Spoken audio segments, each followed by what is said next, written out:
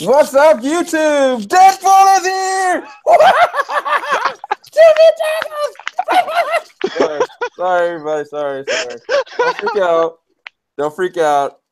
But any Star Wars fans, you should be freaking out because Star Wars Han Solo film lost its directors. So we're going to talk about that today.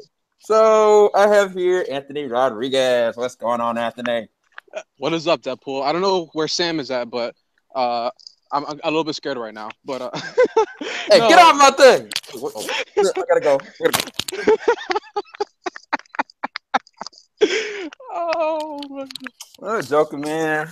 Got some freaking problems, right? Anyway, what up, man? What are we talking about today? Oh, so breaking news happened maybe about an hour ago, right? I'm on Twitter, and the Hollywood Reporter is saying that directors Phil Lord and Chris Miller are no longer going to be directing the Han Solo movie. Oh my gosh. How does that... Hold on. I'm going to pull up. Oh my God. So we are here to be, what the movie is going to be very interesting. So, you guys can still hear me, right? Yeah. Okay, cool. Awesome. So, my thoughts about this is, what the heck? They're filming the movie. The movie is still 3 weeks out. There's 3 weeks left to finish it. And then creative differences? So, we were talking about this on our little chat room, and there's like so many things a lot of people are comparing this to like the Edgar Wright scenario with the Zack Snyder leaving Justice League scenario, and also with Rogue One, which had multiple reshoots during the summertime. So I'm just a little bit worried. I know there's a lot of people who had hesitation about the Han Solo movie in the first place, but you got Lawrence Kasdan, who wrote Empire Strikes Back, whose movie thought Lucasfilm, a company who has a lot of confidence in their brand, and Disney, who represents Lucasfilm, Marvel, and Pixar. I thought that they had confidence in this project and they believed in the script, and I'm just kind of like, something doesn't feel right. I'm very curious about what are your thoughts about this whole thing too. Yeah, so what I'm going to do, I'm going to reread this back for you guys based on Hollywood Reporter, as they put it, based on the title, Star Wars Han Solo film news directors. Unfortunately, our vision and process weren't aligned with our partners on this project, said the statement with Phil Lord and Christopher Miller. Phil Lord and Christopher Miller are no longer directing the Han Solo spinoff, which doesn't make any sense. Lord and Miller, the helmers of the Lego Movie, 21 Jump Street, and the sequel 22 Jump Street, signed on to direct Star Wars standalone in July of 2015. A film starred Aladdin as Han Solo, Emily Clark, and of course Woody Harrelson. You had Donald Glover. And for me personally, bro, there's something wrong with this. I know I kind of brought this up to you, but to me it feels like that whole hush-hush kind of thing about like, okay, Edgar Wright basically made the whole silhouette of Ant-Man from his own conception that it didn't have any tie-ins with the Marvel Universe, and then all of a sudden he gets dropped, and all of a sudden he, doesn't even get to direct it. But this one is even worse because they're in the middle of directing, you know what I'm saying? And it's like, for them to make a statement before Disney or Marvel, Disney or Lucasfilms actually say anything, that inclines me to believe that there's something really bad that happened. Because looking at the Zack Snyder situation, Warner Brothers and Zack, they had an actual address of why. And not just that, Zack stayed until the end of the film. These guys, even if there were creative differences, they should have at least stayed to the end of the film. Like, that doesn't make it sense. Like, they could have went and been like, okay, well, we have some real creative differences. They're gonna the post production that they're gonna have to do afterwards is gonna have to be redone by another director or another editor or whatever. Like, not when you got like a few weeks out from the movie. Something seriously terrible must have happened if they had to leave on such a demand like that, and then had to go and present themselves to do it, because that's the same thing that happened to was it Josh Trank with Fox? Fantastic Four, Fantastic Four, because like, I mean, I knew personally, looking at the beginning of the Fantastic Four, looking at the end, I knew that the studio got involved. You know what I'm saying? But Disney, for the most part, with what they've been doing with Marvel and Star Wars, they've been pretty much golden, you know? But it's like a lot of people didn't see the necessary need for a Han Solo film or Obi-Wan Kenobi film, or honestly a Rogue One film. Rogue One had a lot of problems midway, but they kind of kept that under the rug, good PR. You know, they went back and did some reshoots, became a great film, you know? With this one, to lose your directors and let them just escape like that, I think that from a PR and a marketing standpoint, you know, I think that they did that out of spite and out of bitterness because something had to have happened. There's no way that Disney would sit there and just let them publicly do that and them be on good terms. You know what I'm trying to say? Like, it just doesn't look right. You know, and I think that Disney and Marvel, they're all about presentation as much as Lucasfilms is. Like, for Lucasfilm, say if they had lost, you know, their director in The Force Awakens at the very end, people would freak out.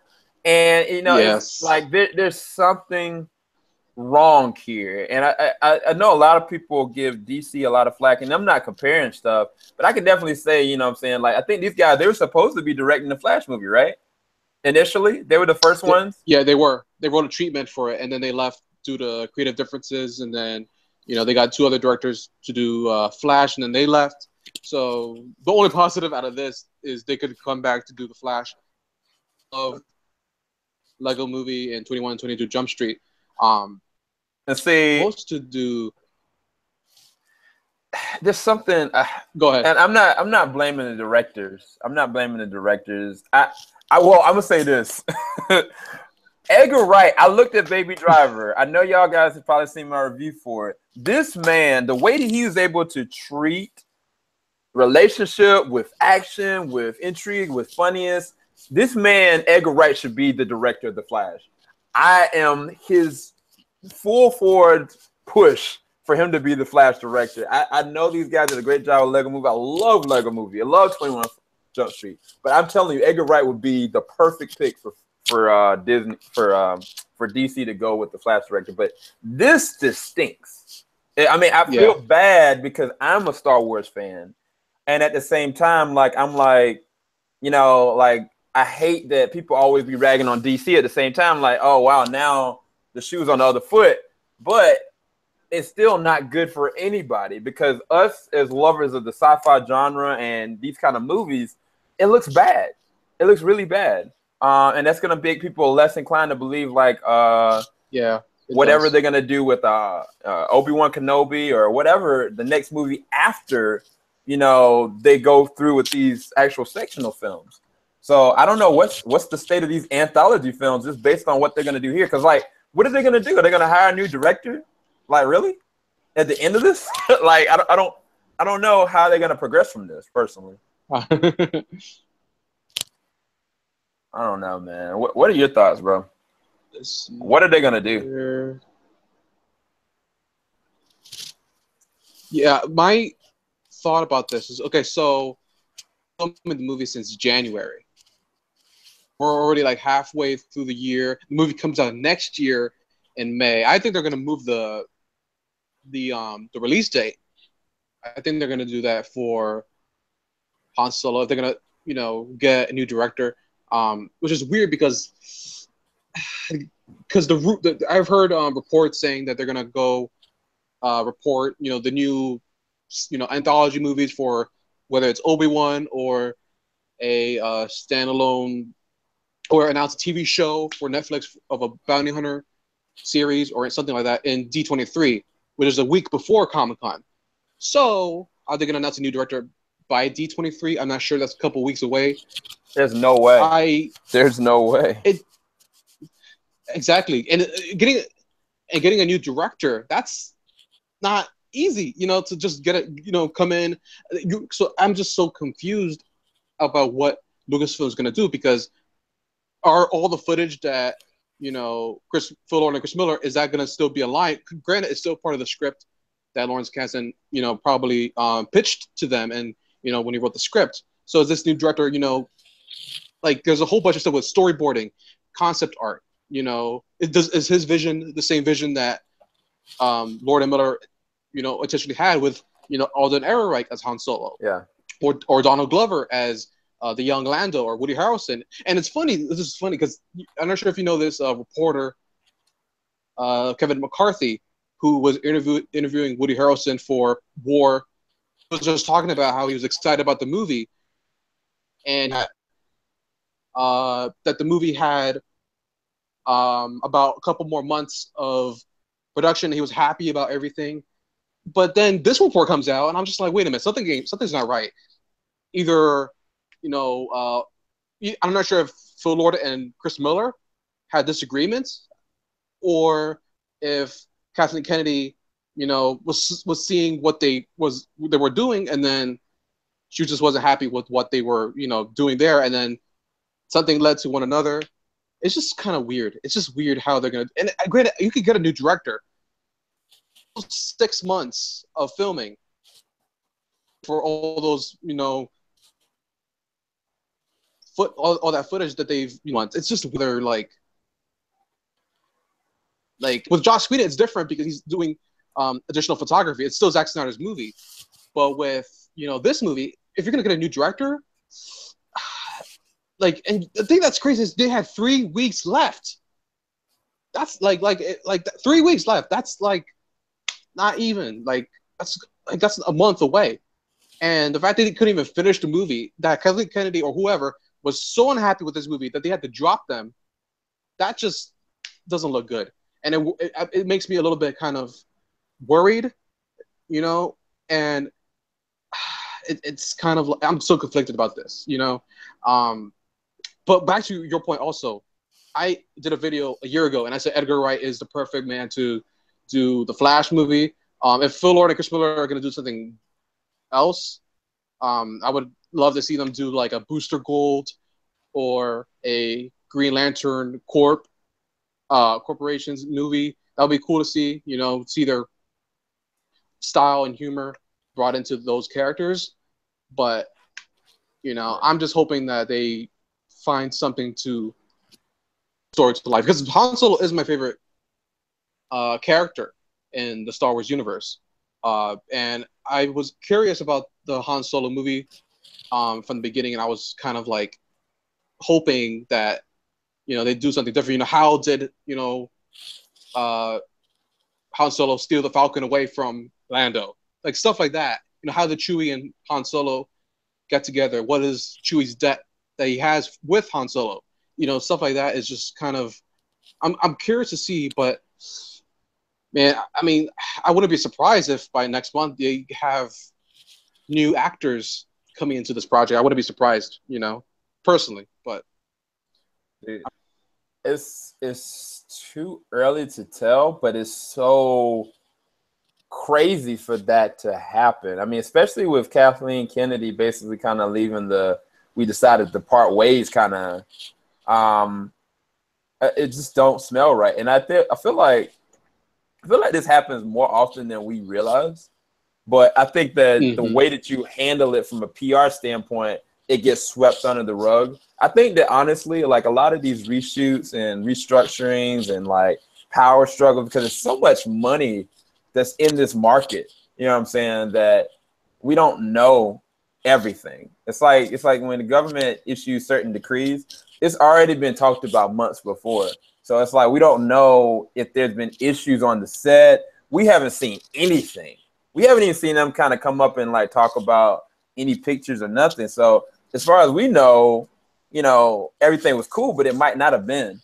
But at the same time, it just really seems like I think it could have been handled a different way from a press standpoint.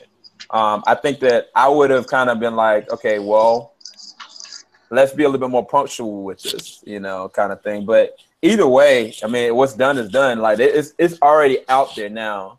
I just worry that they're not gonna have no director. They're not gonna have a director by D23. That's impossible. And I don't think Star Wars is gonna show up at San Diego Comic-Con. So I'm guessing that by the time November, we'll know something more about what the heck happened and what's going to go on. I think that, let me see if I can remember correctly. I think it's May 25th that it's still going to be, the movie's still going to come out, but it might change now because they might do some restructuring. They might do some reshoots. I don't think they're going to discard this cast, but it is very, I don't know. But let's talk about the second part of this news that I wanted to bring up. And shout out to Vito and Earth 2 Comic Cast for talking about this. This just got announced, I guess, today. Jeff Johns and Patty Jenkins are working on Wonder Woman sequel together. Unless you've been living on the island in the middle of nowhere, chances are you've been seeing, at least heard, the awesomeness of 2017's live-action Wonder Woman film. Wonder Woman director Patty Jenkins worked her butt off to ensure her film was good. Something it seems like the DCU. Man, I don't want to hear that crap. Anyway, in the interview with Variety, Jeff Johns and John Berg talked a little bit about the success of Wonder Woman and how she shaped up in the superhero boys club and the future plans for the Princess of the Mascara.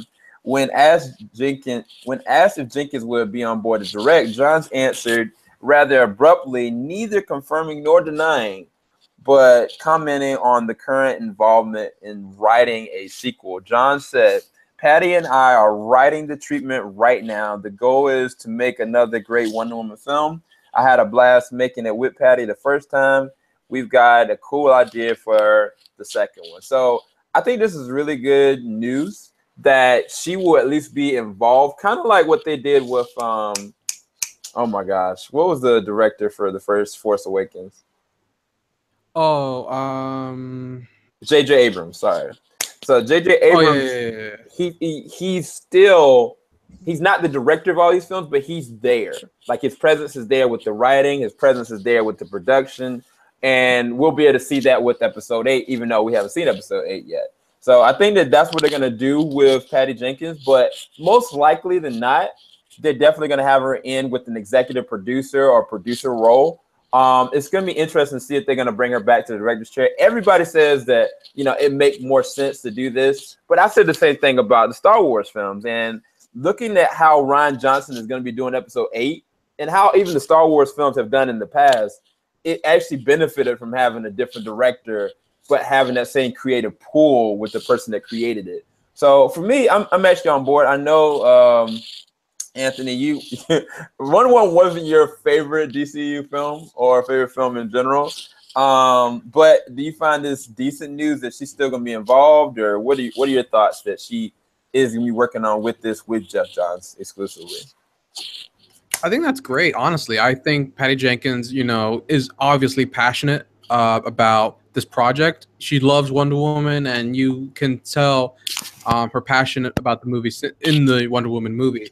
And also said that it's going to take place between 1917 and 2017, something like that, which is, I would rather be something like the Winter Soldier, where it's like modern times and seeing how she's kind of changed and adapted to the man's world. And I remember when Jeff Johns was attached, I think he co-wrote, a lot of things happened in that movie. I think Chris Terrio came in, but you could tell through I think there was one, I think it was the LA Comic-Con, where they both presented footage of Wonder Woman, and you could tell their chemistry, their back and forth together was so great. You could tell that they have a good working relationship. You could tell this character as well, and I'm hoping that that they kind of bring something true to the character. And I feel like Patty Jenkins should. I would love to see her come back, do Wonder Woman 2 or do Justice League Part 2. Personally, I think she has skills to do either one. Wonder Woman 2 is probably most likely for her. And if they don't get her back, I would love to see another female Michelle McLaurin, who was originally attached to do the Wonder Woman movie, to direct. She's involved, shows a lot of confidence in Warner Bros. And it still blows my mind that they didn't attach her to a contract. You know, they only signed her, I think, for a one picture for that movie, because I you know, the whole word of mouth and the reception everyone's been having with Wonder Woman has been fantastic. And you know, coming in, I think second behind, what came out last week? It wasn't The Mummy. It was something else that came out last week. I think it was Cars 3. Yeah. That came. Seeing how Wonder Woman still has legs, and it just shows that, you know, people love what she did with the movie, even though I didn't love the movie that much, but I still respect it for what it was. I saw it, and I still really. Oh, you have? Yeah. You saw it. So you Wait, saw what? it twice more. Yeah. And I still my point of view of it is still the same, but I still appreciated it a little bit more. And then each time I watch it, the negatives still stand out a little bit. You know, some parts drag on, but that's fine. You know, the villain still sucks, but I hope they get, you know, a better villain for the next one. But I still feel like that this is the right thing to do, and I hope a lot of people are kind of like, do we need more Wonder Woman? You know, let her lead the DC universe. I still have kind of my not unconfident. It's kind of like this kind of worry. Gal Gadot, kind of, I feel is more in the range of like a Keanu Reeves type level of acting, where I feel like the less lines and dialogue you give her, the better. Let her kind of stand out in those kind of scenes, because there's some parts where I was like I know English is her second language. It's not her fault at all. I love that she's, you know, Israeli, and but I feel like there's some parts of like her as an actress still needs time to improve, because some of the lines I'm just like, come on, Gal. But I got to, you know, I think it'll be easier for her actually, because I know she did Batman v Superman and then she went to Wonder Woman, so it's hard for her to like kind of go back to like being this kind of naive character, and you know, like not knowing what's out there in the world. But now that she's kind of grown, and like kind of what I'm hoping Wonder Woman 2 is going to be is more like kind of like a Winter Soldier type, ups the stakes a little bit more, and shows kind of her vulnerable side in a way. Yeah, I think they're definitely going to go that route, because I think they watched. When I look at Wonder Woman, I feel like they were like, this concept of Captain America, the First Avenger, is a great concept, but it just wasn't pushed. And I think that they took like, okay, we're going to look at that. We look at a little bit of Superman 1 and a little bit of Batman Begins, and we're going to try to push this, but then add this flair of humility and love and nuance. And I think that was what they got with Wonder Woman, and that's the reason why it's so well received. And I know this kind of comes out of nowhere. I got two big news reports, you guys. So I didn't even plan for any of this. I didn't plan for any of this. Before I even get into them, shout out to Daniel Day-Lewis that's retiring today. This man is an impeccable actor. I mean, he's done it all. So I mean, I respect him for retiring the way he did. And I don't think he's coming back, but I'm definitely going to miss him. But these are the two news reports, you guys. So the first news report is that Watchmen TV series is in the works at HBO from Damon Lindelof. Zack Snyder, I think his initially was involved, but this is what they said. We heard some whispers about this a while ago, but now it looks like HBO Watchmen TV is in the early stages of development with the leftover showrunner on board. Oh my gosh, Jarrell is gonna freaking geek out about this. So this is what it reads. Though it is only very early stage in development, that the Watchmen TV series will be heard in the last year reported talks at HBO. Watchmen director Zack Snyder was originally involved with this small screen adaptation, but seems no longer attached. Instead, the leftover showrunner is poised to actually guide this project to fruition, reports now show. So that's one news. I'm curious. What are your thoughts on this? Before I go to the second part. Okay, so Watchmen, you guys, if you've been watching my channel, you know Watchmen is my favorite superhero movie and comic book movie of all time. I think that movie, the director's cut specifically, is a freaking game changer, a movie that's ahead of its time. And I love, and I have the graphic novel with me also that Alan Moore wrote. I think it's just a masterpiece of literary fiction, and I read it like once a week to give me motivation. Now, I have not seen The Leftovers. Now, I and I didn't get hooked, but I know this finale just finished I think a week ago, and I'm curious to finish the show because I know a lot of people who are Chris Hardwell, who's a friend of mine, and other people have been praising the show, and I hope, this is my hope, and I love how HBO is tackling this project because they haven't really done a comic book movie, I think, since like Spawn, or I think, correct me if I'm wrong, because you got Netflix that has Daredevil, Jessica Jones, and then FX has The Preacher, Walking Dead, and AMC, I'm sorry, and FX has Legion, and I think they're developing another X-Men show. But now HBO, which is perfect because it's a R-rated type of story, and I'm just so like hoping, because Watchmen itself is a 10 episode type of show, you know, and which is unfortunate because the movie was like 3 hours long, and if you watch the ultimate cut, it's like 3 hours and 30 minutes or so. And I feel like to do this show justice is a mini series, and I hope they don't do like this long 5-season thing, because Watchmen isn't that. It's not a long running show, because the story of Watchmen is that arc from the graphic novel, and I feel like that's the way they should go, because television has changed so much since like the past like 5 years. You know, I feel like True Detective is the show that kind of allowed HBO to have confidence in being done in that fashion, and I hope they have a good budget. You know, Game of Thrones has changed the game, Mr. Robot, Atlanta, you know, all these shows have been changing. You know, even Fargo, season 1, 2, and 3 have kind of had an anthology type show. It would be interesting if they explore like the Minutemen, and I don't want to explore the before Watchmen with young Rorschach and stuff like that. I feel like those comics were good for what I appreciated them, but I didn't think they were intriguing as the original kind of noir mystery storyline that they did with the graphic novel. So there's so many things going through my mind right now. I'm probably going to talk about this for like an hour. So I'm curious, what are your thoughts, Sam? Yeah, so I think that this is genius, first off, because Game of Thrones is out the door.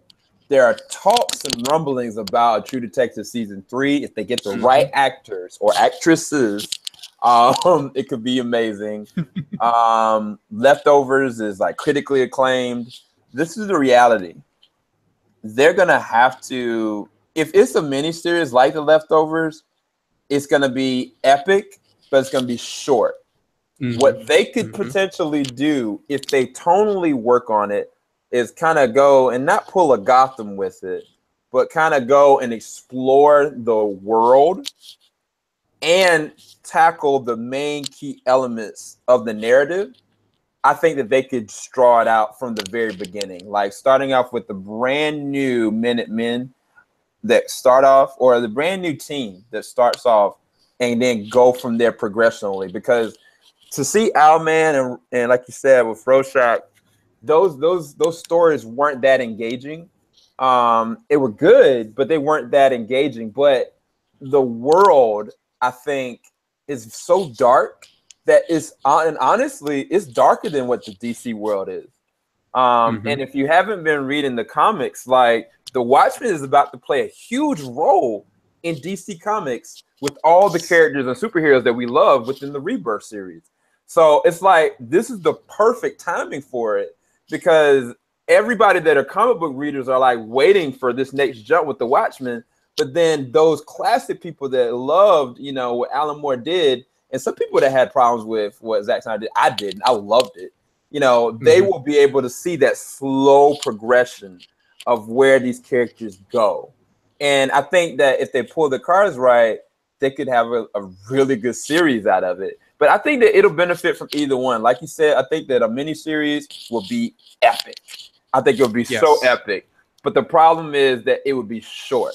And I've seen a lot of miniseries, you know, that they are classics, but they don't have that kind of like, this is the Game of Thrones kind of feel to it. You know what I'm saying? Like where it's like still going, still kicking, still progressing.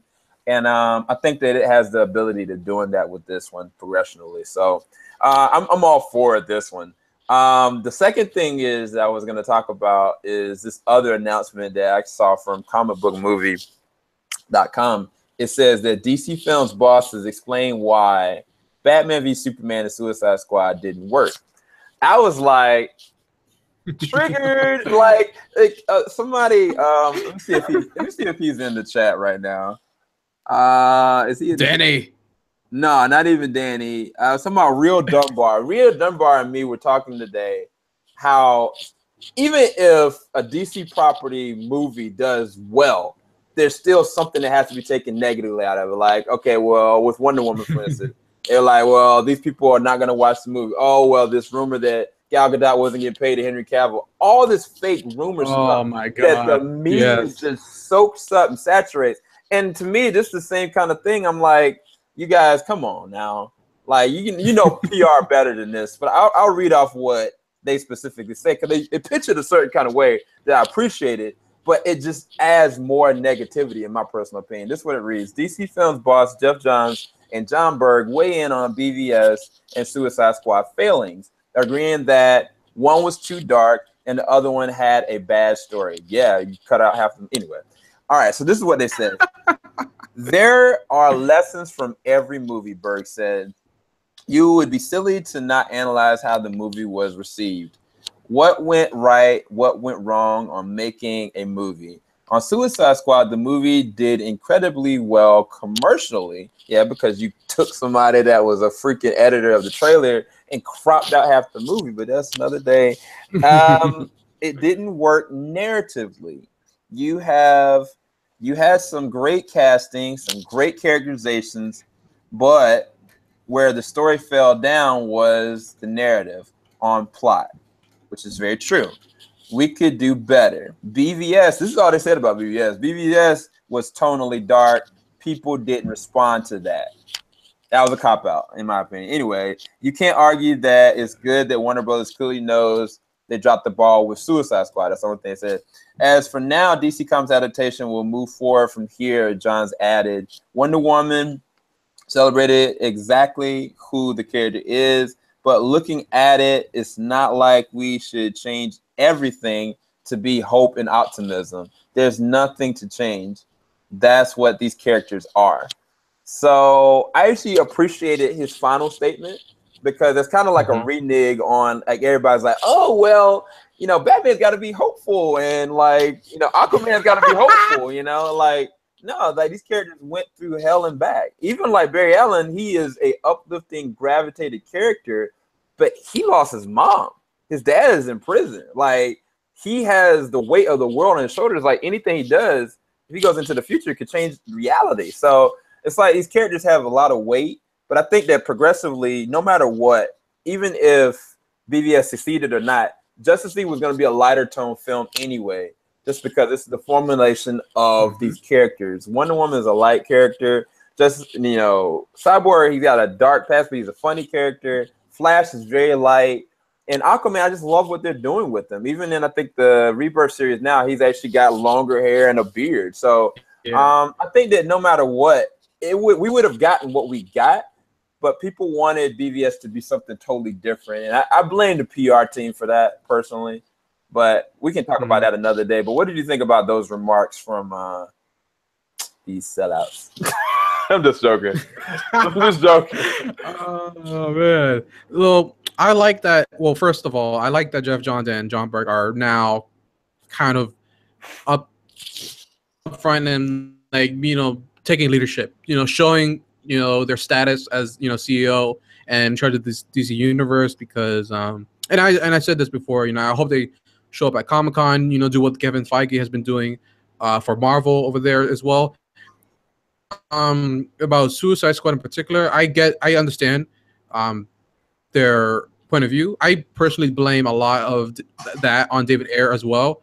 I love David Ayer, but it wasn't until the director's cut of Suicide Squad that I really realized it had a lot of problems. And when David Ayer made that statement, you know, saying how he was sorry if he could, you know, redo the movie, he would, and how he should have had Joker be the main villain instead of Enchantress, and I completely agree with that.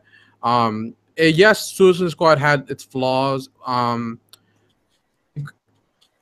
but at the same time, that whole thing about BVS being dark, I'm kind of like, yeah, but like it wasn't really that dark. I've seen darker movies. I mean, look at movies like Sin City or Logan. You know, those movies had like no like moments of like levity. At least in BVS, you had, you know, Alfred cracking jokes and Batman, you know, being sarcastic and stuff like that. But at the same time, I feel like it was supposed to be the Empire Strikes Back of, you know, this trilogy that Zack Snyder was trying to do in this, you know, this version, you know. And I kind of like I get people's, you know, false, you know, expectations from the movie, you know. But when you watch the trailers kind of represent exactly how the movie's going to be, you know, dark, a lot of night scenes, you know, Batman's obviously going to be angry, you know, throughout the entire movie. And I'm kind of like, what's the I don't get what's like what people were kind of expecting. But I feel like I'm happy that Jeff Johns is defending those people who are like, what, Batman shouldn't be, you know, killing people. I'm like, Batman has been through a lot of stuff. You know, we've seen, you know, the murder of his parents. He's seen the murder of Jason Todd, who we're assuming is in that suit. You know, he's not with Nightwing anymore. He's alone, and you know, he's traumatized. The man has been through a lot of stuff. And I like how Jeff Johns is kind of like saying, look, you want Batman to be like, you know, go back to the old days with Adam West, which I, you know, appreciate that timeline. But you want him to go back to like Batman and Robin, where he's like joking with bat nipples and stuff like that. No, I don't need that at all. And I like how they're kind of addressing some of these things. Again, no movie's perfect. I love BVS for what it is. And every time I see the movie, I always find something new that I didn't see the first time, or the first, second, third, and then. But I like how they're kind of like, you know, saying these are characters. We're not gonna be one-dimensional, you know, perfect characters that, you know, have no flaws at all. He's not saying that. He's saying that these are who these characters are in the comics. And you know, people who say Superman's not supposed to be, you know, down and, you know, reflective on life. I'm like, have you not read any of the Superman comics? You know, when he's, you know, thinking about, you know, what his purpose is on Earth, you know, stuff like that. You know, it's just. It's reaffirming, but at the same time, there's some parts I'm kind of like, come on, man, like you didn't have to say that, but that's okay. You know, every studio, I don't know. At the same time, there's some parts I'm like, Jeff Johns, I know you had something to do with that Martha scene. I know for a fact, Zack Snyder was like, you know, him and Jeff Johns talked, and then he was like, you know that the parents have the same name, right? So Jeff Johns, I know I don't think anyone in the studio was like, oh, they have the same mother's name, you know. I'm pretty sure Jeff Johns has something to do with that, and he's not saying, you know, out loud to the public. So, yeah, overall, it doesn't disappoint me at all. I'm just kind of like reassured that and there's also like rumors or reports that they're gonna wait on Justice League and then for that movie, then move forward with, you know, their other movies like Flash and, you know, Cyborg, Green, because they already are filming Aquaman right now. Can't really like stop and reboot or, you know, do anything like that yet if they wanted to, which I hope they don't, you know. But and then the Batgirl with Joss Whedon and I think Matt Reeves obviously with the Batman. So I think they're still gonna prepare just in case, but they're gonna like see how it is, see if it. Hopefully the movie grosses more than $1 billion. I hope, because the fact that Transformers 4 grossed $1 billion, that movie sucks, and Batman v Superman only grossed like 800 million. Yeah, movie about Batman and Superman. Yeah, you know, but you know the reason why that was, though. You knew that was because of the critics. Like if BVS had been getting the kind of, you know, critiques and like applause that Wonder Woman's getting, it would have gotten like 1.2 billion easy. Exactly, and you'd be surprised. I'd be surprised how many of my friends actually have not seen Batman v Superman yet because of the, they got. I'd be surprised. I'm like, wait, you never seen Batman v Superman? Like, no, I saw the Rotten Tomatoes score, and I was scared to see it. Yeah, and they never saw it. Yeah, we know like a really great YouTuber. Her name is Mon Frost or Mon Snow, and she's yet to see it. But I want to comment on something. Somebody in the comments said something that. For me, I can't. I'm only gonna do this once. I'm not gonna do it anymore. And Jeffrey Lane, dog, I love you, man, and I appreciate you. I'm not coming for you. I'm just gonna make my 2 cents on this whole comment about Batman killing people. First off, in the comic books, Batman has killed some people. It's not like. It's a normal thing. It's not like, all right, I'm going to go out and I'm going to go kill somebody, or I'm going to go and pick up a gun and shoot somebody, Like, it's not that. He's had to defend himself, or he's had to go off and actually murk some people. But I'm not even going to talk about the comics. I'm going to talk about the movies. I'm not talking about Adam West's version.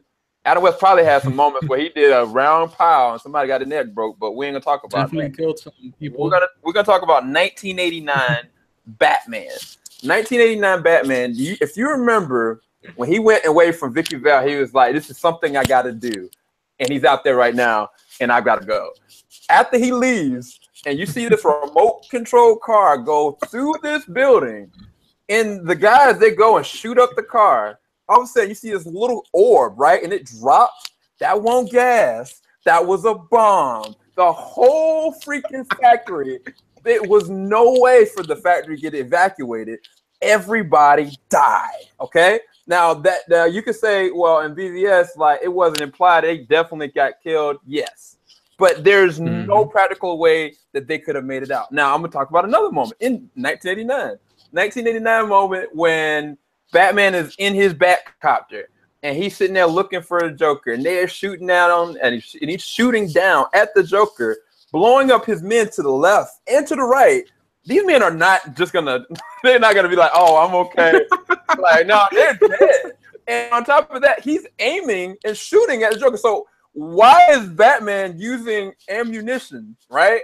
Unless with the intent to kill, not the wound. You can't sit there and shoot at me and expect me to just live.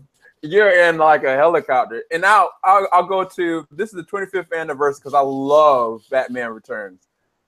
Batman Returns, in the very beginning, when he leaves, he goes in his car and he sees like this circus all around. There's this dude blowing fire at other people. Okay, it's understandable. All right, and all of a sudden the dude's trying to blow his car. Batman's like, turns on him, fire engulfs this man's entire body. Now you could say he might have 8th degree burns. That man died. Okay. The second time in the movie, there was this big old dude. He like knocked him with his head. The dude wouldn't move. And like by that time, the guy looked at him, so he got like a bomb strapped to him. He knocked him down again. The dude blew up. He didn't just like get impaled. He blew up. Now, of course, they didn't show it. But in BVS, there's never a moment that when somebody is killed that you actually see it. Those guys that got hit and railed with the car or whatever, you didn't see it. You didn't see Batman like actually point blank shoot somebody. It was implied. The only moment that anything like that happened was in the dream sequence, and that was only a dream sequence, and that was out of self-defense. I don't even know. He should have died from that, personally. But the last moment in Batman Returns, and I could keep going, but I'm not going to do that, is when the Penguin came at him, and all of a sudden he was trying to shoot, and dude died. And like Batman, he could have saved him. He just let him die. There's a lot of moments that Batman lets people die. And yes, no, absolutely. His whole first line of defense is not to kill, but there's a lot of compromising situations that require him to. And it's just like Man of Steel when, Clark, we talked about this, right, Anthony? When Clark was sitting there in the situation where he had Zod was about to burn the entire family. And like, he could have chose to be like, okay, I'm going to trust you that you're not going to do this. You would never do this. And not understanding, okay, in his mind, you killed my entire race. I don't care about these 3 humans, and just burns them, he is forever marked by that. Versus the making the critical decision of his last person of his race and killing them, he chose to do that. And it's like, what would you do in that situation? Yeah, they wrote that into there. They could have left that written out. They could have left out a lot of stuff in BVS, written that out. But these are real life situations with real people that have powers, and how does that present to the general public? What would you do in the situation? And I think that a lot of people, they don't want to have their heroes kind of have those kind of compromised situations, so it's just not written in there. And I know in Marvel, there's a lot of times that don't happen, but it happens to every superhero. It's just in that movie, it just happened to happen. Like, so for me, the talking about Batman doesn't kill, like it's happened. Yes. It's happened over generations. And like, there's a chance that most likely somebody in Justice League might get killed, and it's probably an alien. But does that justify it? No. But it happens because they're human. They're not gods. And the moment that I think that Batman is better than me, that's the moment that I disconnect from him. I can look up to Batman, but I never feel like I could achieve what Batman's trying to do. And I think that's a disconnect that you don't want to have, because then you're just looking at them in awe like they're gods, but they're not. So I don't know. I didn't mean to go there.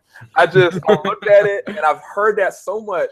I was like, this is my opportunity to show people what I really feel about this. So sorry, Anthony. I apologize. I just no. You're good, man.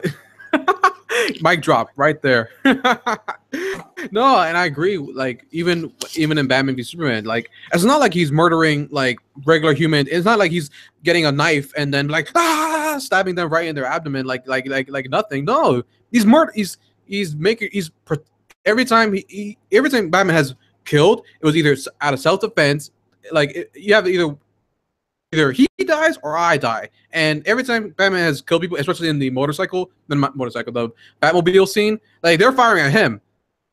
Let them kill him? No, of course not. And it's not. And these are murderers, and probably people who've like done a whole bunch of bad things.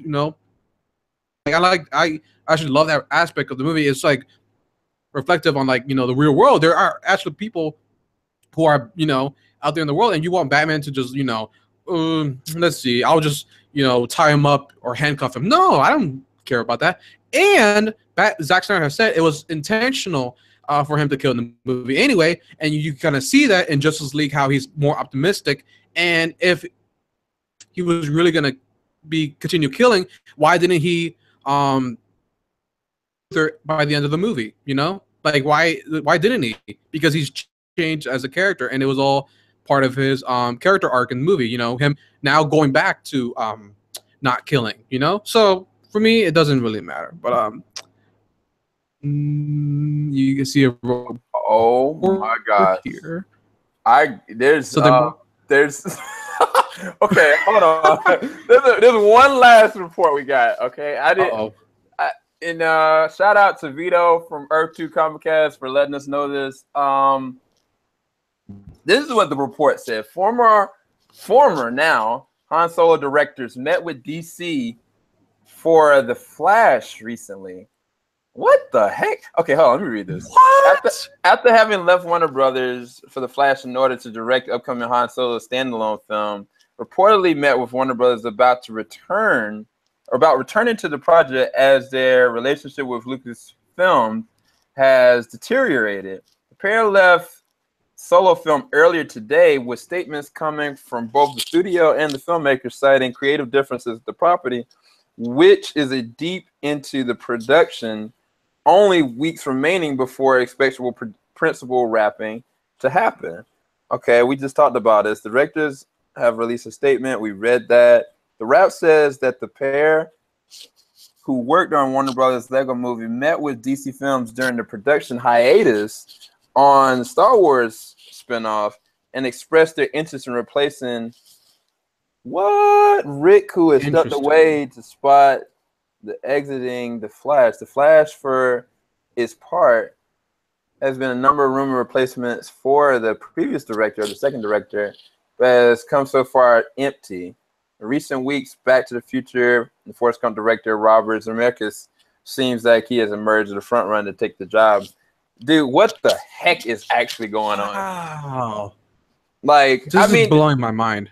But see, that happened though. That happened with Spider-Man: Homecoming. That happened with Michael Keaton. Michael Keaton initially was on for great point for Vulture, and then Robert Downey Jr. came in the mix. Was like he's involved. Then all of a sudden, like he dipped, and like I was like, what? Like what is that? What sense that make? And then all of a sudden he came back, and like nobody ever proved to me and told me what the heck happened with that. But yeah, but remember, he seems like. Also, remember he was attached to Skull Island, Michael Keaton, before when he was involved with Spider-Man: Homecoming. So it was a whole bunch of scheduling, and J.K. Simmons was also involved with Skull Island. So crazy, there's a whole. I could tell there's a whole bunch of behind-the-scenes stuff that they're like keeping hidden. That's so interesting. We were just talking about, directing The Flash, and I remember the rap was talking about how Robert Zemeckis was the front runner. Now, potentially, Lord and Miller. I mean, I'm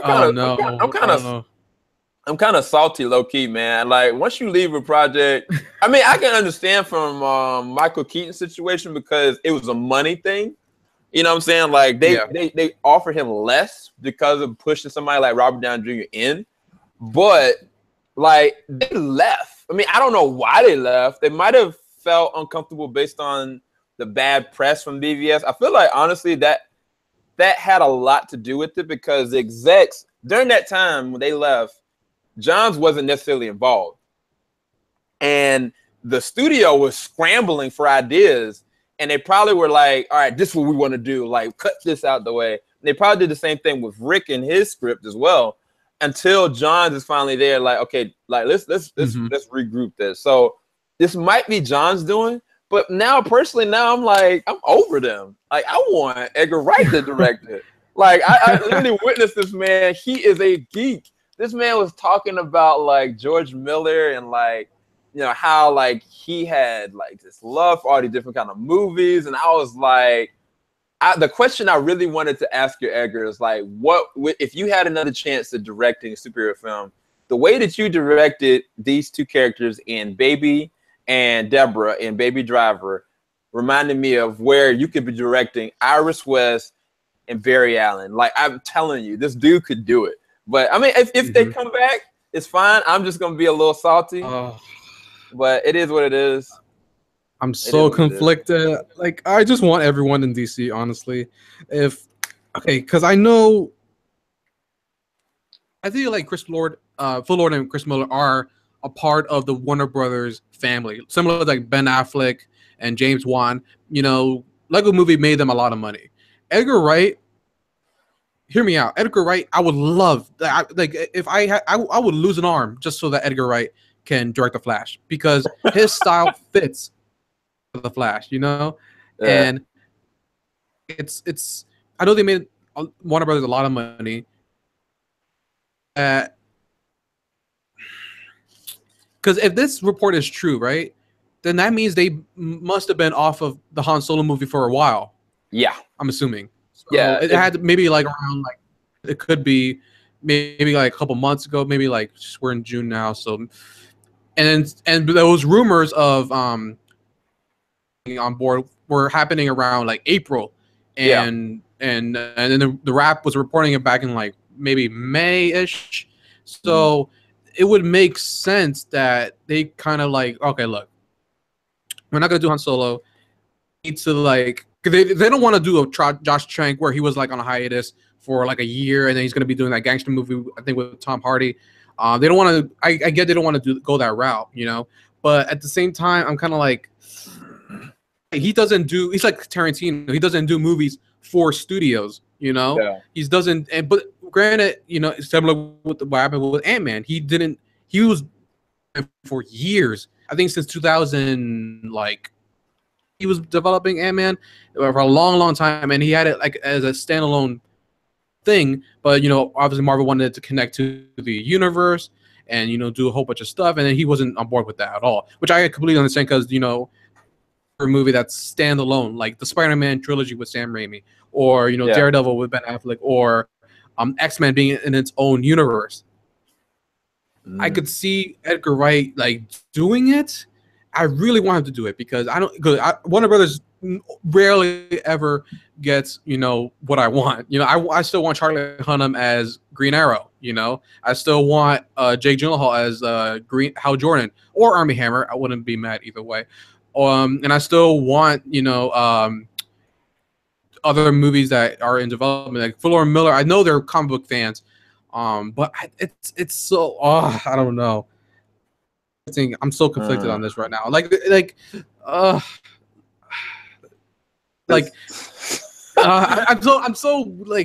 sorry. I know the news just broke about this. I was just looking on Twitter right now, and like the fact that they still want to do the Flash, because it had to be about scheduling. You know, that they didn't direct it because of, I think they were filming 22 Jump Street, or they were in talks with Lucasfilm with the Han Solo movie. So maybe that's why they didn't end up doing the.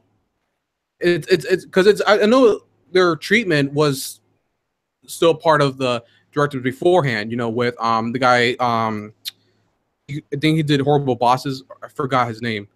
Who was the first director, and then Lord, and then him, and then Rick Famuyiwa. So yeah, it's very interesting how maybe they want to kind of do a Joss Whedon where they were in part of the Disney brand, and then now they're gonna go to the shoot, man. It's a lot. We just we're just getting hit with a lot, you guys. We didn't expect any of this. We really just came here to talk about just them, like about them leaving, and we kind of left here kind of like, what the heck? I'm gonna leave y'all with one last thing before I leave. I would love Armie Hammer to be Hal Jordan. I would be okay with, you know, Tyrese Gibson to be, you know, Jon Stewart. But low key, this is who I really want to be Hal Jordan and Jon Stewart. I want James Marsden from Westworld to be Hal Jordan, and I want Trevante Rhodes from Moonlight to be Jon Stewart. I think that I don't know how they would react and interact as, you know, back and forth, but I can tell you that they could both play those characters perfectly. I know that Trevante, just based on his acting level alone and his physique, that he looks like what Jon Stewart should be. And James Marsden definitely has the look of a superhero, but like I feel that he could embody that Hal Jordan kind of feel. And I haven't talked about this to anybody, but like low-key, I would love for, you know, Warner Brothers shoot him some money, man. Just go for it. Because I think Trevante, he's working on the Predator movie right now, but after that, he's not working on anything. So it's like neither one of these guys are committed to anything. Exactly. Because they're not tied down to anything right now. But I'm thinking that by Comic-Con, they're gonna announce who the Flash director is. And they're gonna announce who. Well, no, they can't announce who Green Lantern is because I think they're saving that for Justice League. I think so too. I think they're gonna save. I don't think Green Lantern's gonna be in the movie in Justice League. I don't think he's gonna be a part of like the reshoots. I think they're gonna announce like an update of the DC slate because it's changed so much since 2014. These movies. So ironically, they're both in Westworld. Trevante Rhodes has a small cameo in Westworld as one of the. Yeah, he's in the first episode when those three dudes that go in that pub or that brothel are just outside. That's him. That's him before Moonlight. I found that out like when Moonlight was coming. I was like, he looks really familiar, and he's he has a small little cameo. He doesn't have a big role in Westworld. But, I remember. He had like the hat on, and he was there with. Yes. He was the guy who was like, "Yo, this place is crazy." Like that was him. He had like a cigar in his mouth or something. Yeah, I forgot all about that. Yeah, that dude. Yeah, super, man. Sorry. Honestly, yeah, him. Honestly, and James Marsden, man, I love James Marsden as an actor. I mean, he's so underdeveloped and underrated. Yeah. How they treated him as Cyclops, I was so disappointed. Hey, but for me, I think it's always been either Trevante Rhodes or Sterling K. Brown is another one. If you've seen him in This Is Us, this is OJ. Oh yeah, he's a great guy. Actor, man. He's underrated as well, and he's like, get him while you can, because I think he has a role in Black Panther, but I don't think it's like a big, like, recognizable role. Yeah, like, you know, some him or I know there's a lot of controversy with this actor, but Nate Parker, Birth of a Nation, and The Great Debaters. I don't know.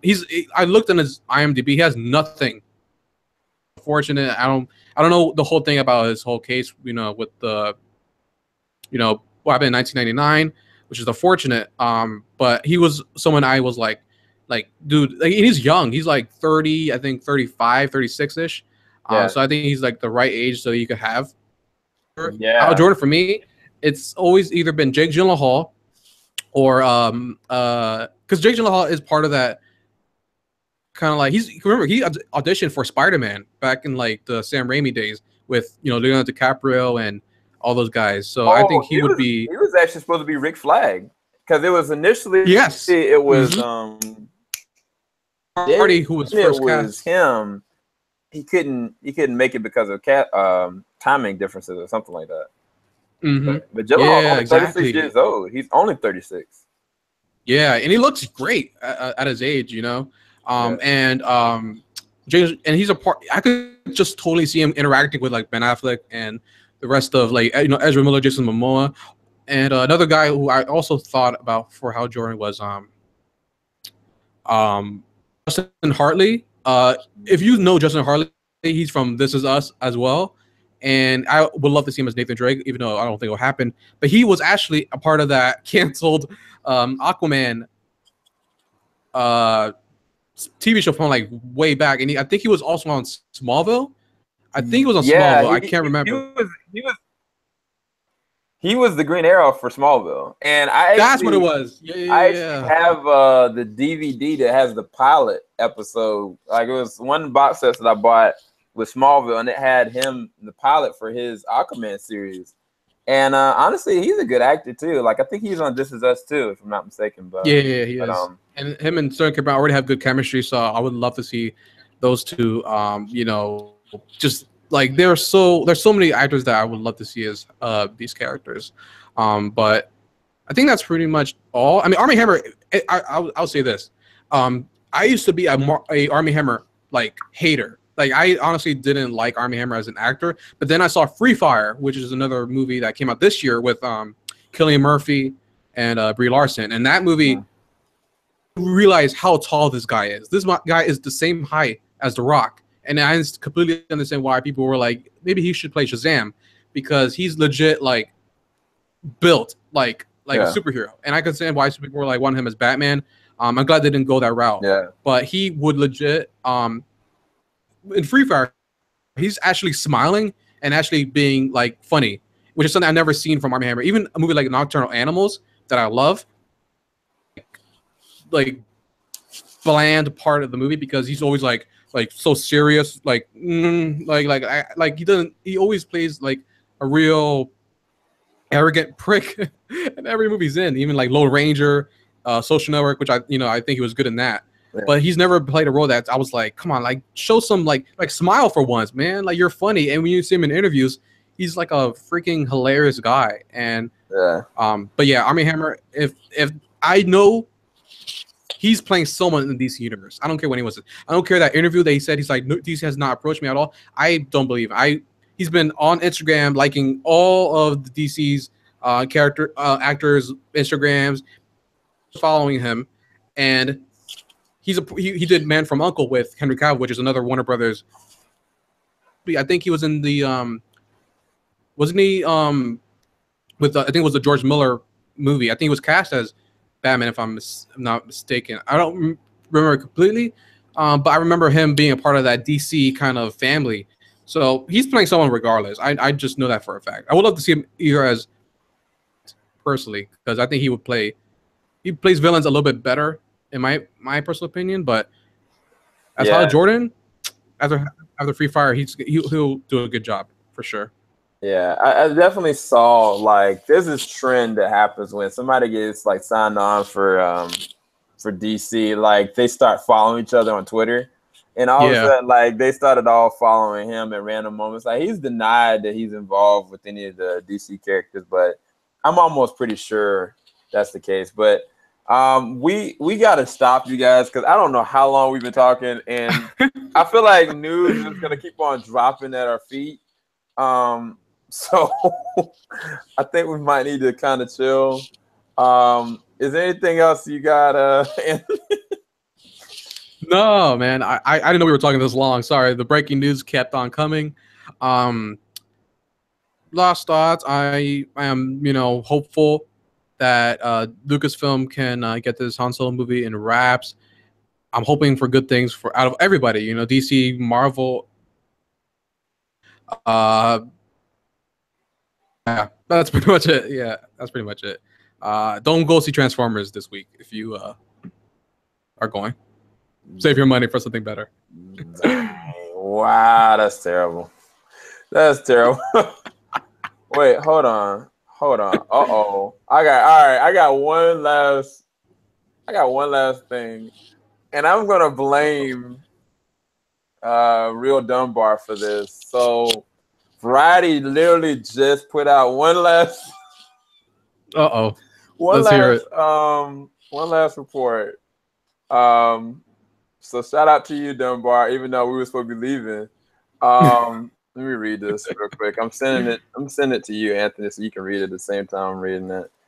So this is what the article says, guys. Star Wars Han Solo spinoff Lord and Miller fired after clashing with Kathleen Kennedy. Exclusive. Oh my God. God. Oh God. I didn't mean to laugh. Okay, hold on. I should have put a Deadpool mask on. But there is a chance to put their stamp on the galaxy far, far away collapse on Tuesday with the stunning announcement that the pair will be departing the still untitled Han Solo. I just remember they didn't even have a title for that spinoff movie in the midst of production. The exit comes after months of conflict with producer Kathleen Kennedy, others from Lucasfilm's team, and co-writer executive producer Lawrence Kasdan, and the two directors hired to infuse Star Wars universe with a tongue-in-cheek sensibility. Miller and Lord were stunned to find that they were not being granted freedom to run the production in the manner that they were accustomed to. They balked at Kennedy's tight control on the set. A person with knowledge in production said that the chemistry between the directors and Kennedy was never right. It was a culture clash from day one, the source said. She didn't even like the way they folded their socks. What? The source says that while Lord and Miller were supposedly fired from their vision and distinctive brand of filmmaking, when it came to the Star Wars production, Kennedy did not approve of their shooting style or processes interacting with the actors and crew. They weren't, this is what her words, supposedly from the source, they weren't given the leeway to do what they had to do, the source said. The duo also clashed with Kasdan, who had been an integral creative part of the several Star Wars movies. And the last thing I'm just going to read is Kathy, her team, and Larry Kinston have been doing it their way for a long time. They know how the cheese is made, and that's how they want to be made, said the source. It's become very polarizing set. Man, so that makes sense as to why. And the article goes on, you guys. I'm not gonna go and read this. It's too much crap to read. I've been reading stuff all day.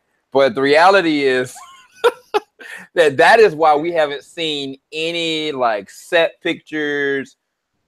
We haven't seen any kind of post-production stuff. We haven't seen any kind of words from the cast. That makes complete sense. That is terrible. And for Variety to sit there and make this article, man, somebody on Disney's Somebody need to get fired, bro. Like I don't. This is no, like for real really, though. really Like bad. Variety opening up like an executive like that. Like this dude, whoever wrote this, his name is Brent Lang. That man gonna get paid today because this article right here is like kryptonite to not only Disney but Disney and Marvel because they're one and the same. They're symbiotic. So that's not good, bro. That's not good, man. Like the fact that they've been having problems and that Lawrence Kasdan is saying he doesn't like them either. That's oh god, it feels a lot like Fantastic Four all over again. Like that's exactly how it feels like. Like I'm reading the article as well right now. This I know it makes sense why they weren't at Star Wars Celebration. Weren't they? You know, it makes a lot of. So no. It was just. Wow. It makes a lot. Everyone was wondering how come they're not there, and then I think it was Kathleen Kennedy who was saying, oh, they're filming the movie, so they weren't able to be here. So, but they send their. Oh, I'm just like no. I convinced that they weren't even like invited at all. Similar to because Ewan McGregor wasn't there at the 40th anniversary, but I think he was doing stuff for Fargo and promoting the movie on the TV show. But this makes a lot of sense, and it makes me very sad. Now it makes sense why they're trying to go back to the Flash because they're trying to, get another. They're trying to get a gig, man. Exactly. Like, what was that Scott Pilgrim line from Edgar Wright? A gig is a gig is a gig is a gig is a gig.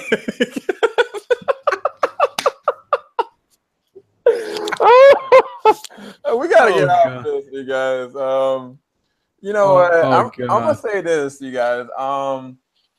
Me, Anthony, and a couple other notable YouTubers and podcasters, we actually have like a Facebook chat that we have like a slew of people with different informational sources, and I think we're thinking about making like a Real to Blue Facebook page.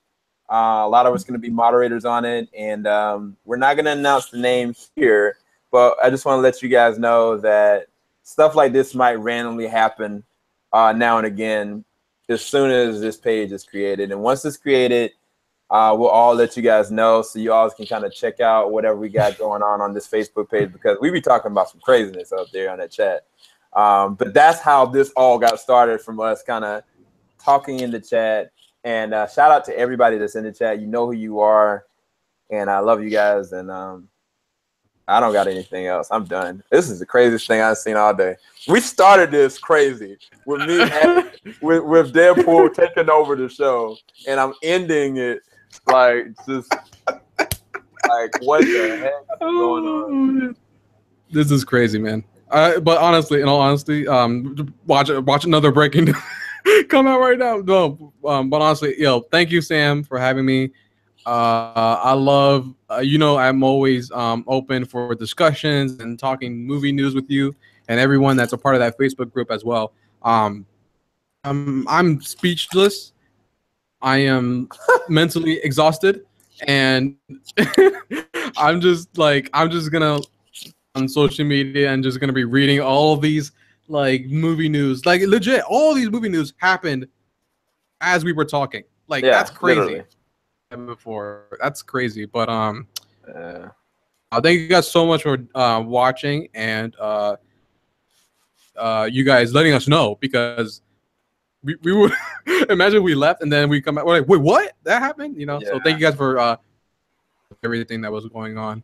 Yeah, thanks to everybody that's been here. I don't know how many of you guys have been here for this long, but you guys are awesome. And we will, like I said, we will announce the name of the group later. But I mean, you got technically a teaser of what San Diego Comic-Con is going to be like because Anthony is going to be coming with us to San Diego Comic-Con, and we're going to be getting random moments like this, but live in the midst of craziness. So this is y'all's small preview of what, great things are coming. And yeah, man, I got to go. I actually got to do a reaction to this Dylan O'Brien trailer, and I think somebody else got a trailer. So I'm gonna try to do these before my wife gets mad at me. So yeah, not a problem. All right, you guys keep it locked. JVS, we ain't gonna stop. Y'all have a great one. Deuces. We're off the air.